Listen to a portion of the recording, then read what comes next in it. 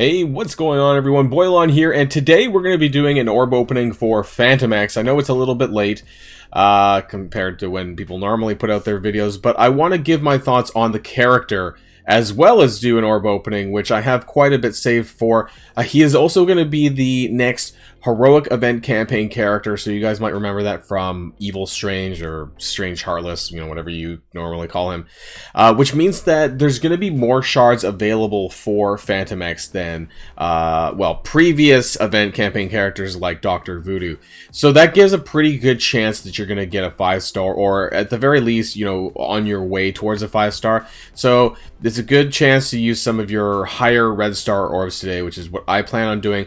We're going to be talking about my thoughts on the character overall, and even though I don't spend on this, well, I generally don't spend, and I won't be unlocking this character in today's video, I want to, you know, let you know what I think about the Unlimited X-Men and Fantomex's role in all of this. So, if you're all ready for this orb opening show, let's go boil it down.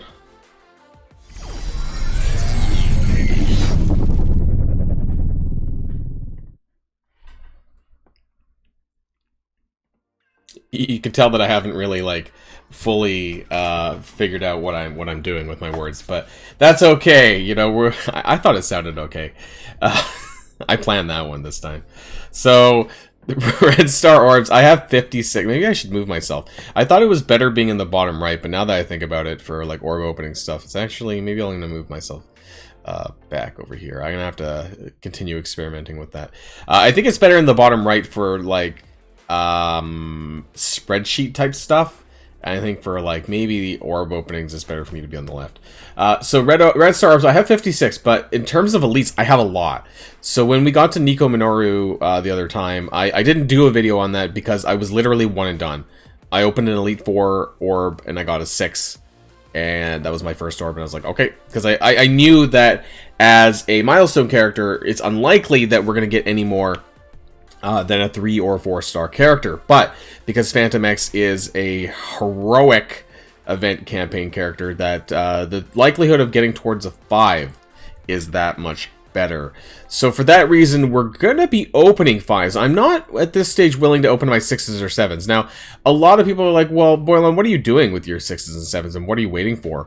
And for me, because the minions have been removed, I think it's like I'm just gonna wait for a character that's important to me. You know, a character that maybe I might even spend for, you know, like a Wiccan and Hulkling for me. Those kind of characters that like really resonate with me, and I think that's what I'm waiting for my bigger orbs, because they're quite infrequent, right? So I want to maybe get it on a character that I actually want. So for that reason, I'm saving them. And realistically, unless you spend, you're not going to get a 6 yellow anyways for most new characters. So yeah, we're going to start with the Elite 5, see how we go, and then work our way down to the 4s, and I hope I don't have to pull too many. So let's get this started. Maybe, if we're lucky, we might actually get some upgrades of other characters, if not for Fantomex. So let's get this started. And we definitely got things started. Why was it a green in the center? Is that how the colors look now? Well, so much for that. All that talk, and we're one and done. Great. And it's a 6 that came from a green pillar. Was that in the news? Or I remember seeing was that a post? There was a Reddit post about that. Was that what this is? I mean, he's in there, right? Yeah, weird. The green color. Well, we got it, right? Okay, so we can kind of jump ahead then. And so as you guys know, that Fantomex is a 45 shard unlock. And that's fairly common for an event campaign character. But because of that, I honestly think that people should be saving their money, should be saving their cores for when the actual campaign comes around. Because if you spend 200 cores daily, or even a little bit more than that, you know, like 300 cores, 400 cores daily, your odds of getting a 5-star are very high. I'm not going to be going over the math yet, because I'll be doing that next week, probably the day before the event.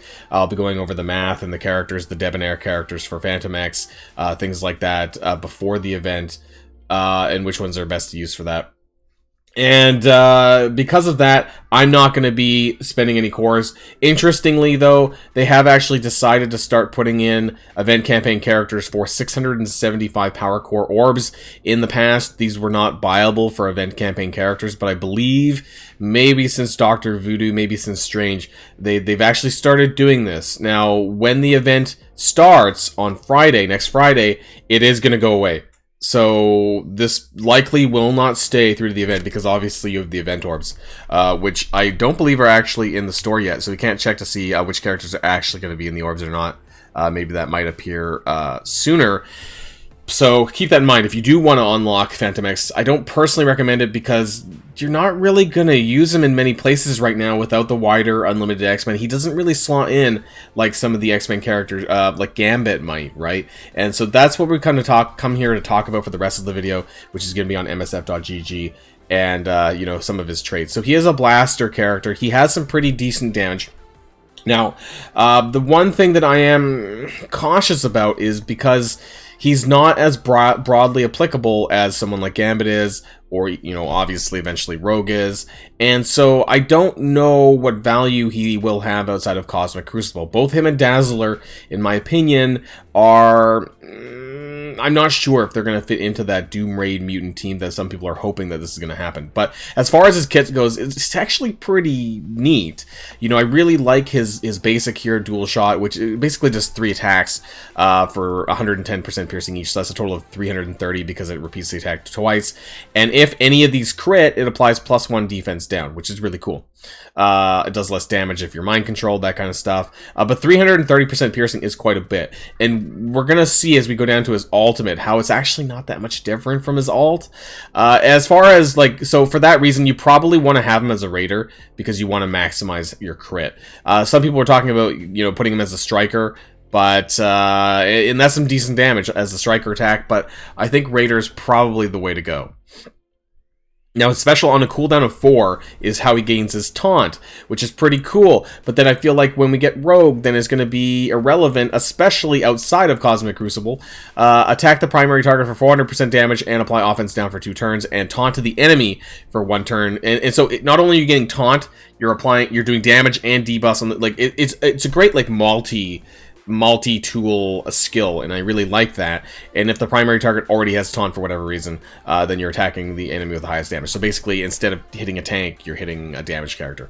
Apply defense up for 2 turns to self and all unlimited X-Men allies. So that's kind of the... It's not like... If it was X-Men allies, then, like, yeah, I could see some wider applicability. But for that reason, I think this is probably pigeonholed into the unlimited X-Men team, which, of course, they are because that's a team thing.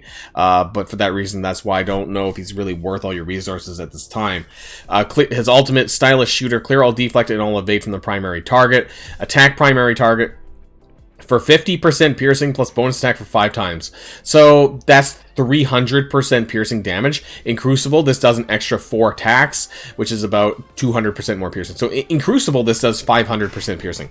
But outside of Crucible, it only does 300, which actually means it does kind of almost less damage than the basic, which does 330. And so the only way to get it above this 300 here on the ultimate is if they have positive effects. And so that is, you know, this is about 60%, I guess, additional damage per positive effect, which is fine.